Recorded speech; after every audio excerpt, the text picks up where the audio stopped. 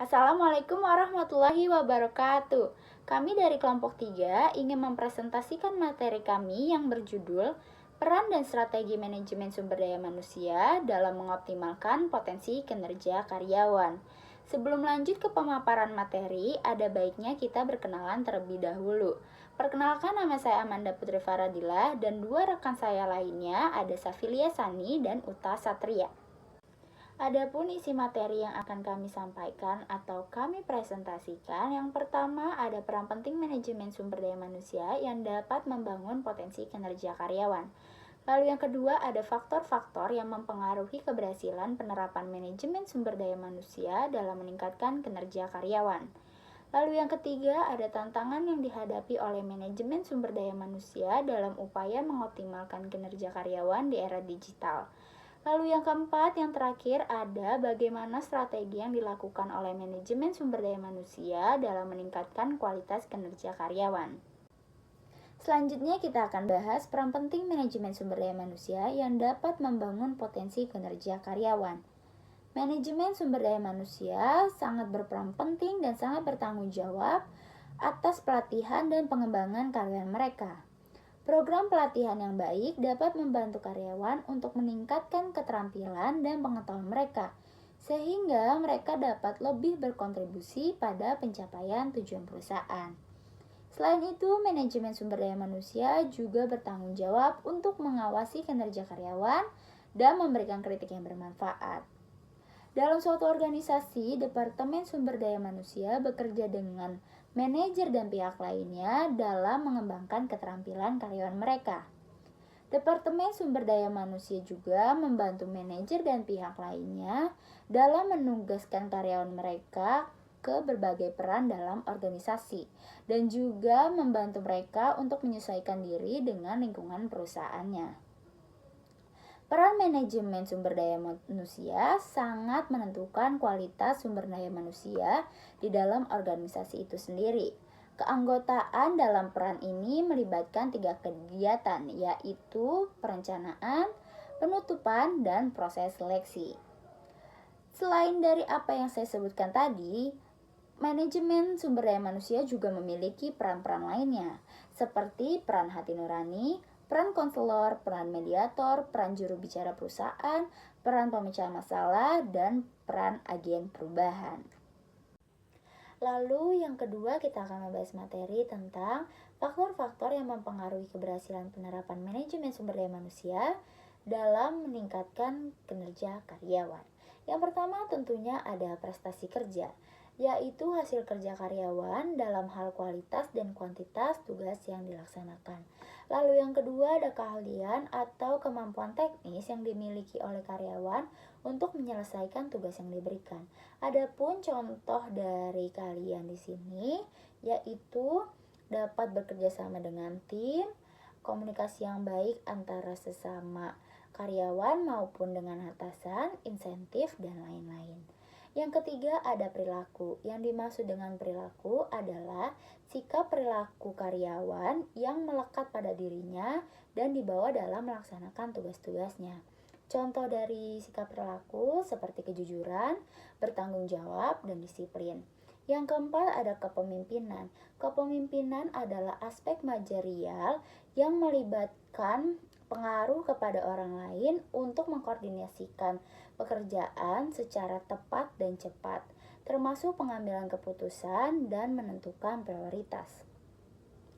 Kinerja pegawai atau kinerja karyawan dipengaruhi oleh 2 faktor, yaitu faktor motivasi dan faktor kompensasi. Jika perusahaan ingin karyawannya meningkatkan kinerjanya, harus mempertimbangkan kompensasi. Ternyata bukan hanya kompensasi saja, motivasi juga harus diperhatikan oleh perusahaan. Apabila perusahaan dapat memberikan motivasi yang baik, dapat mendorong karyawannya untuk bekerja secara tekun dan disiplin.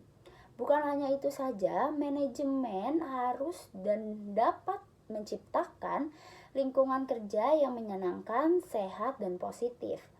Motivasi merupakan dalam bentuk yang dapat mempengaruhi sebagaimana, seberapa intens, dan sebagaimana lamanya karyawan dapat melakukan tindakan sukarela untuk mewujudkan tujuan yang sudah menjadi tujuan bersama.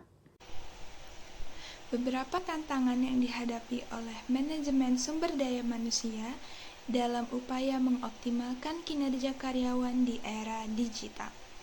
Yang pertama adalah perubahan budaya kerja. Transformasi digitalisasi memerlukan perubahan budaya kerja dari yang sistem kerja berbasis manual menjadi sistem kerja berbasis aplikasi.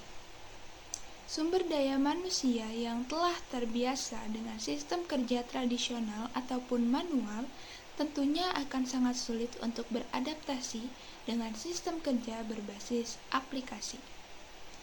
Hal tersebut memerlukan peran dari manajemen sumber daya manusia dalam bentuk pelatihan ataupun sosialisasi kepada karyawannya agar terbiasa dengan perubahan budaya kerja di era digital.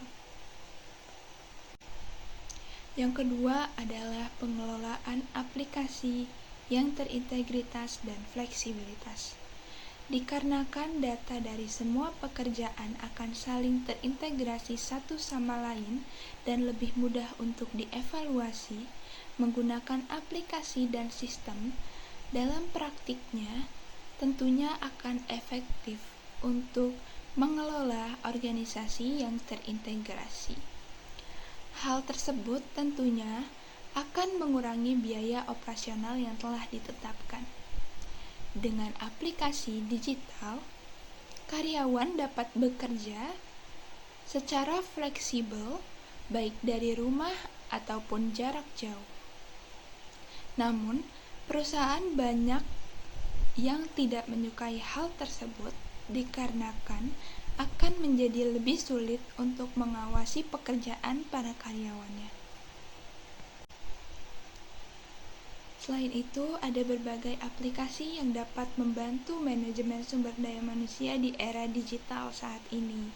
Yang pertama ada Sistem Informasi Manajemen Sumber Daya Manusia atau Human Research Information System yang disingkat dengan HRIS.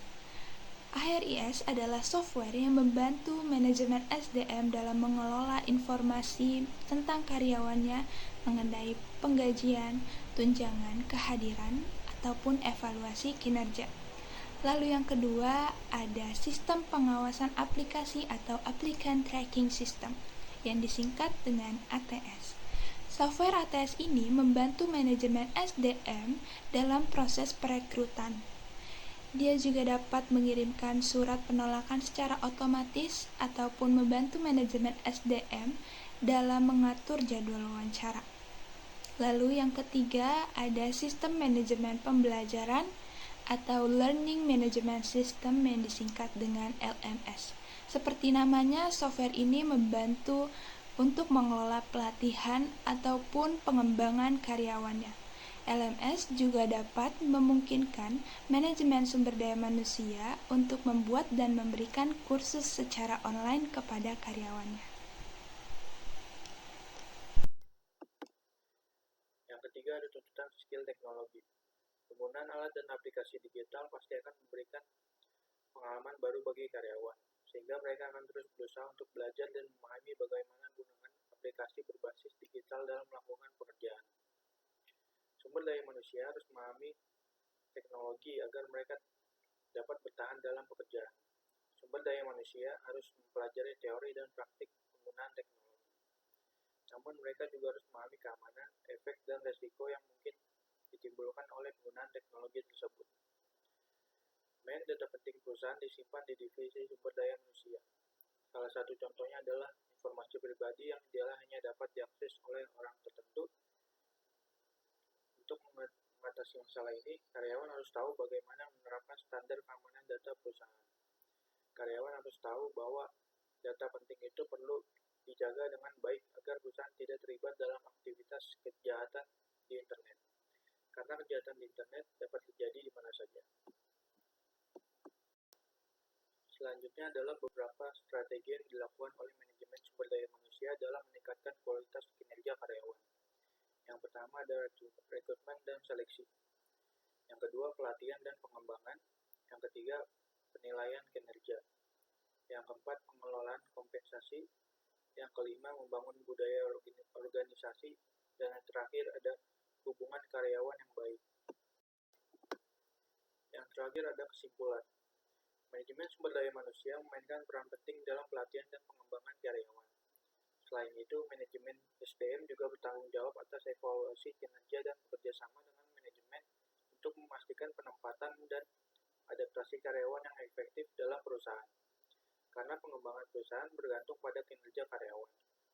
Di era digital saat ini, manajemen SDM perlu paham tentang manfaat teknologi, tantangan budaya, dan sumber daya manusia. Manajemen sumber daya manusia meningkatkan kinerja karyawan melalui beberapa strategi. Ini termasuk rekrutmen dan seleksi, pelatihan dan pengembangan, penilaian kinerja, pengelolaan kompensasi, membangun budaya organisasi, dan hubungan karyawan yang baik. Sekian dari kami, kurang lebihnya mohon maaf. Wassalamualaikum warahmatullahi wabarakatuh.